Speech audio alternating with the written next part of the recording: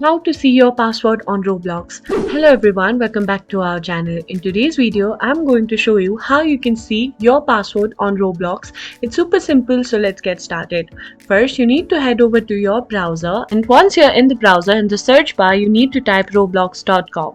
This will take you to the official Roblox website. Now that you're here, let me break it down to you that you cannot see your password in Roblox, but you can go ahead and change your password without knowing your previous password.